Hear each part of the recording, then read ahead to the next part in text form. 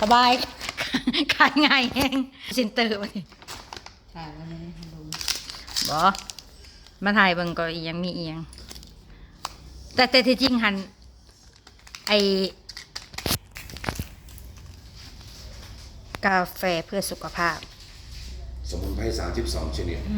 ตัวกาแฟนี่ดื่มเมื่อเช้านี่สดชื่นตลอดมื้อ พลังงาน50แคลอรี่ แล้วก็ ศูนย์น้ำตาลศูนย์ไขมัน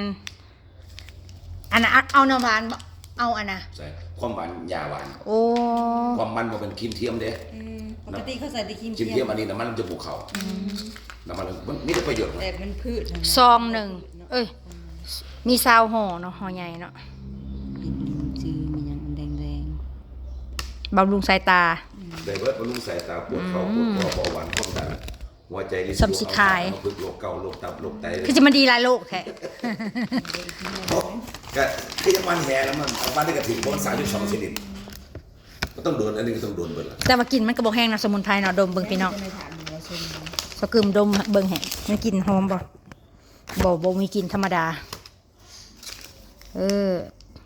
กาแฟน่ะมันขายดีถ้ามันติดตลาดแล้วมันก็ขายได้ตลอดได้อยู่แล้วนะหมายถึงว่า คือจังก่อนหน้านี้ถ้าหนูสังเกตคือว่าพวกตลาดอันนั้นอิหยังกะยาถ้าสมมุติว่าทีวีมันดรอปเนาะก็เงียบไปเลย อันนี้ถึงทีวีสิดรอปอิหยังกะยาคือว่าเขาขายได้ตลอด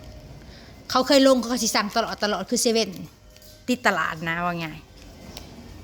สายสามตัว ซองกระคักเลยพี่น้องพรีเมียม สามเดือนแบบ แพ็กเกจสวย